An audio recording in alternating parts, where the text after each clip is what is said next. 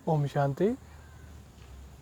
तो आज की मुरली का चिंतन तारीख 20 अगस्त 2024।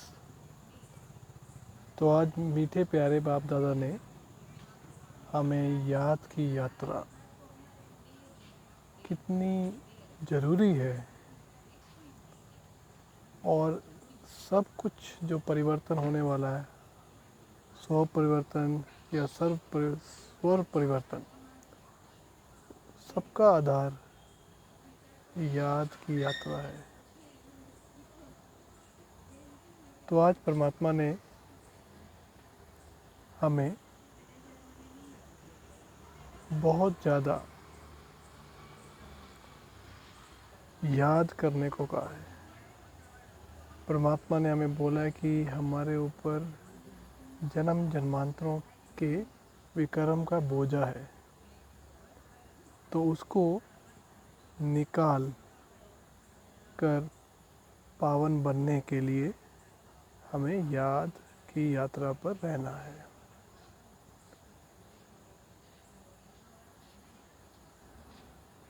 और परमात्मा ने हमें आज जो एक तरह से चैलेंज भी बोल सकते हैं, या हमारी जो जीवन शैली होनी चाहिए वो ये है कि हमारा जो है वो बुद्धि योग है। हम कुछ भी काम करें, लौकिक या अलौकिक सेवा कर रहे हैं या गृहस्थी में कुछ कार्य कर रहे हैं, किसी भी तरह के कार्य के में इन्वॉल्व होते हुए हमें सिर्फ परमात्मा की याद में रहते हुए उस कार्य को करना है। तो ये है परिवर्तन, और यही परमात्मा ने आज हमें चैलेंज दिया है। परमात्मा ने कहा कि अगर हम अपना कारोबार या जो भी काम काज करते हैं, अगर वो करते करते याद में रहें, तो हम जैसा बहादुर कोई नहीं।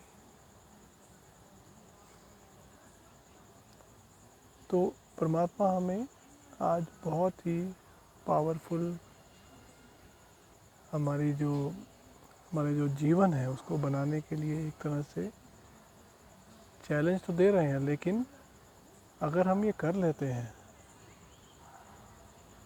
तो हमारी जो अवस्था होगी और जो जीवन होगा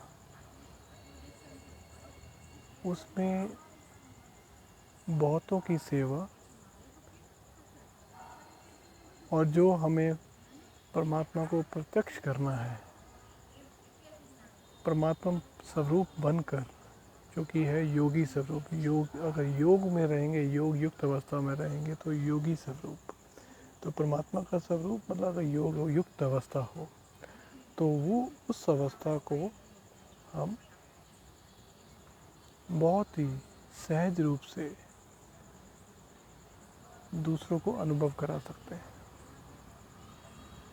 तो इसीलिए परमात्मा ने आज हमें ये महावाक्य सुनाए कि याद की यात्रा कोई मामूली चीज़ नहीं है, सहज ज़रूर है। इसलिए हमें परमात्मा कह रहे हैं कि कहीं भी हो, कैसे भी हो, कहीं भी बैठो, चलते फिरते याद करो। कोई इसमें पाबंदी नहीं है कि कैसा स्थान हो, किधर भी हो, कैसे भी, अकेले हो, घर में हो, बाहर हो, तो योग मतलब याद कर सकते हैं। तो ये तो हो गया सहज वाला हिस्सा उसका। लेकिन निरंतर करने के लिए जो है वो उसमें है, परमात्मा कह रहे हैं मेहनत है, और वो करने से ही विकर्मों का बोझा निकलेगा।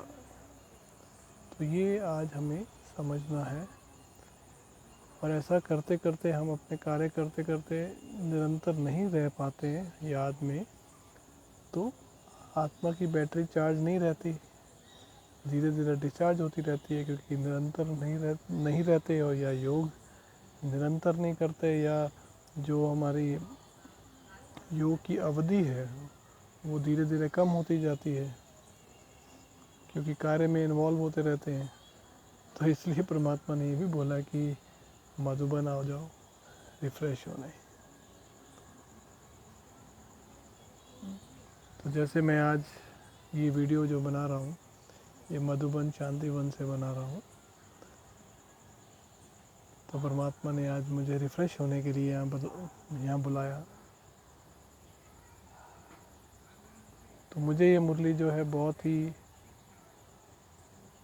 जो मेरी स्थिति है उसको कैसे ठीक करना है, कैसे उसको शक्तिशाली करना है, वो परमात्मा ने मुझे आज वो मुरली में बताया। तो हम सबको पता है याद की यात्रा ही जो है सबका आधार है, लेकिन परमात्मा ने आज हमें बहुत सारे एग्जाम्पल्स देते हुए, इसका महत्व बताते हुए और इसकी विधि भी बताते हुए, बहुत सारी युक्तियाँ भी बताई, हमें प्रेरित किया है कि हम ज़्यादा से ज़्यादा याद की यात्रा में रहें।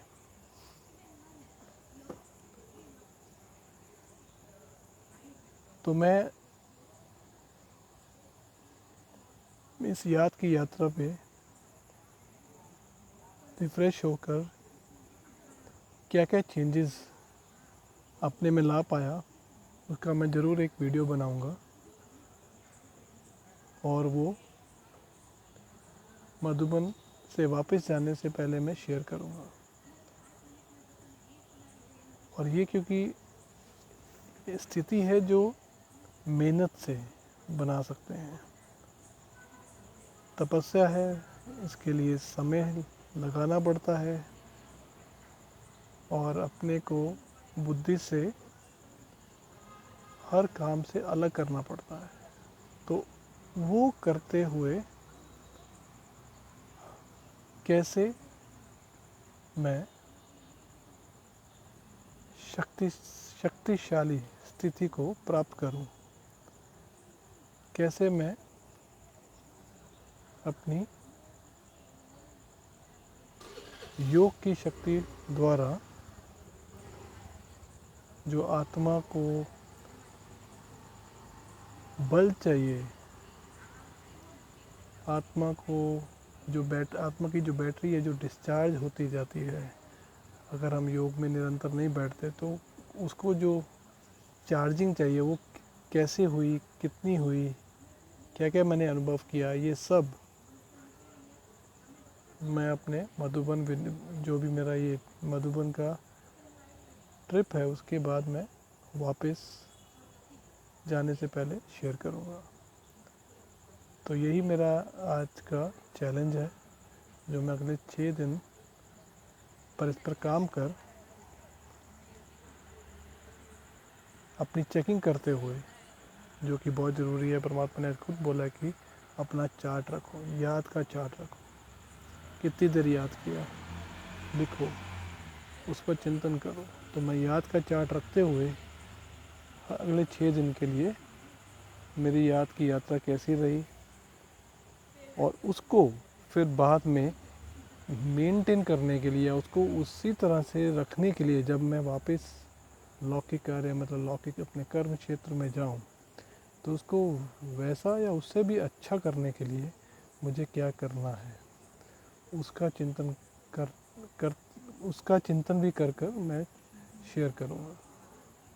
तो पहले अनुभव और बाद में फ्यूचर के लिए क्या क्या स्टेप्स लेने हैं, ताकि जो ये बैटरी चार्ज यहाँ मधुबन आके रिफ़्रेश होगी, रिचार्ज होगी, उसको कैसे हम यूज़ कर सकते हैं अपने कर्म क्षेत्र में, और उसको बढ़ा भी सकते हैं। तो आज की मुरली का यही मेरा चैलेंज है, मैं जो अगले 6 दिन के लिए ले रहा हूँ। ओम शांति।